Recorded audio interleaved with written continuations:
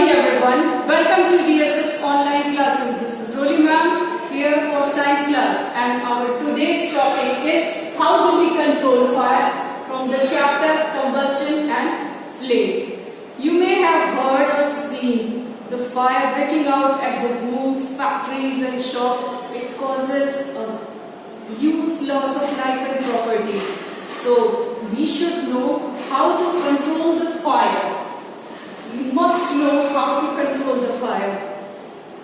So at first we have to check the conditions necessary for combustion. Three conditions were necessary for combustion as we have discussed in our last video.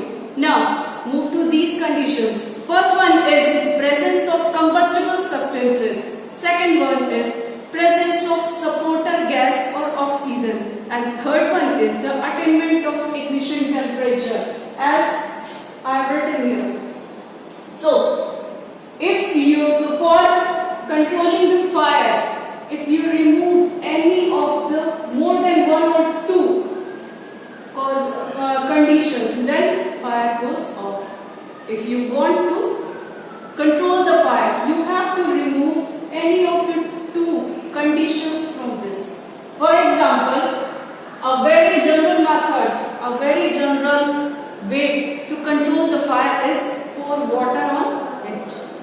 Naturally it will do it. Fire brigade also does so.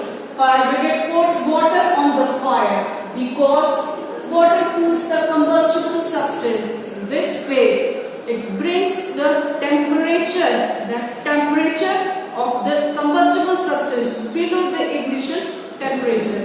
Water is a coolant liquid. It cools the combustible substance and brings its temperature below the ignition temperature. So this one, the last condition, is removed from doing this.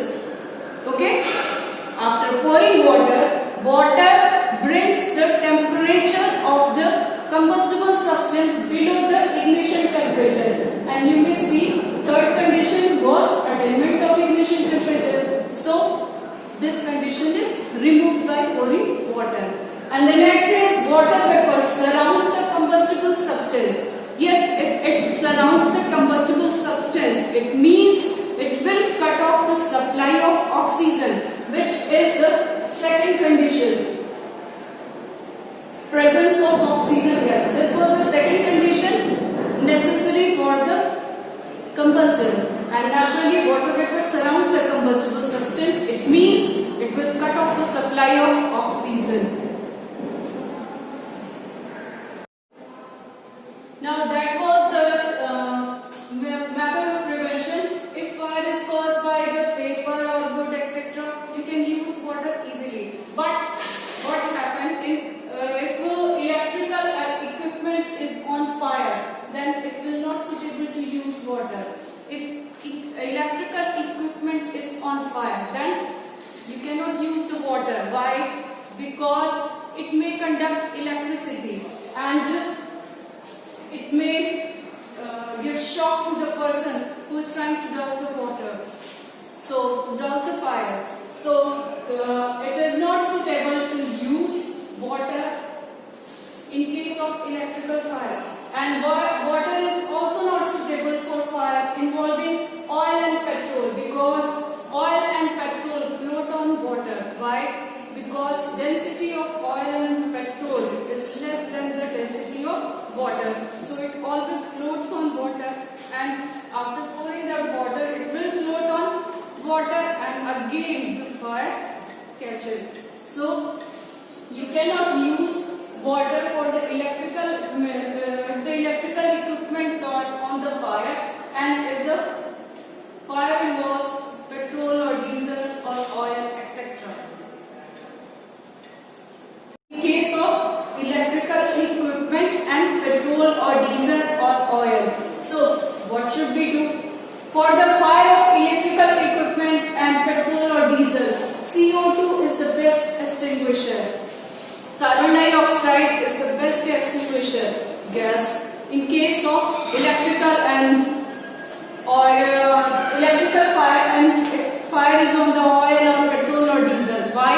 Because it is denser than oxygen, so it covers the object and cut off the supply of oxygen, and it will also not harm the electrical equipment. So it is beneficial for that. It will not harm the electrical equipment, and it is denser than the oxygen, so it will cover that equipment and cut off the supply of oxygen, which was the necessity of combustion, required condition for the combustion. And so how do we get supply of carbon dioxide? At first we used water, which were easily available. But how can we get the supply of carbon dioxide for preventing or checking the fire? So carbon dioxide can be stored at high pressure in cylinders, and whenever released, they expand enormously in volume and cools down. These are the qualities.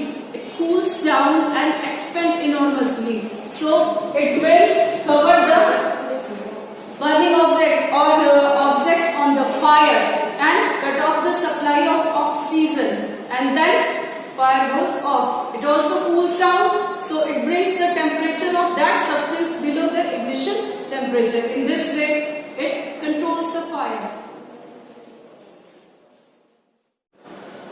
So how can we control fire caused by electricity or caused by petrol or diesel or these objects? How can we do it? We can do it by the fire extinguisher, carbon dioxide gas. And how can we get this gas?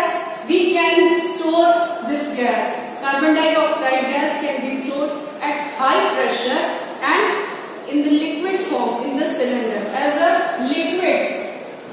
It can be stored as a liquid in cylinders, just like LPG, which is used in our homes for cooking food.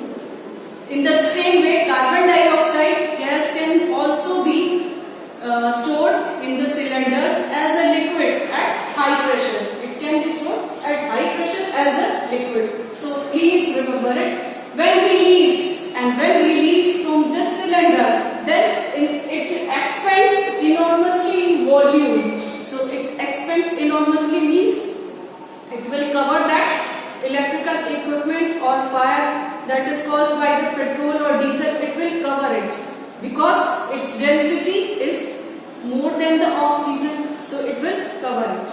And then, in other words, it will cover. This is the electrical equipment on the fire, and this is the layer of carbon dioxide. It will cut off the supply of oxygen to the fire. So due to this reason, the fire was off.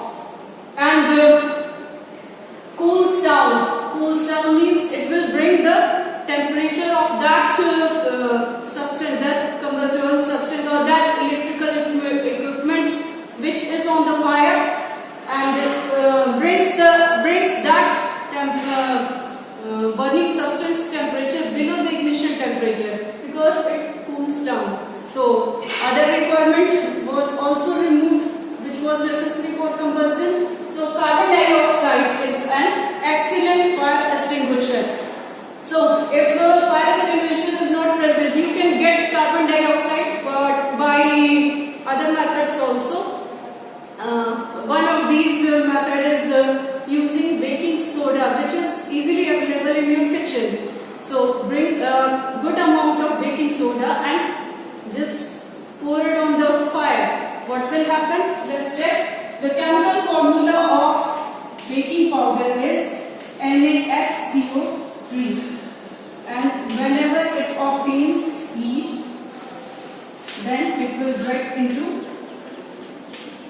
sodium carbonate plus water and plus carbon dioxide gas. So in this way, carbon dioxide gas will be released and the fire goes off. So simply it is the baking soda or sodium bicarbonate. After heating it, Sodium, it will break into sodium carbonate, water and carbon dioxide gas. And carbon dioxide gas, it is the firing extinguisher, it will work on that, it will form a layer around that equipment or that fire and cut off the supply of oxygen. As a result, fire goes off. So these are the simple methods to control fire. You can control, by doing this, you can control a big loss of life and properties. So always keep in mind. Thank you.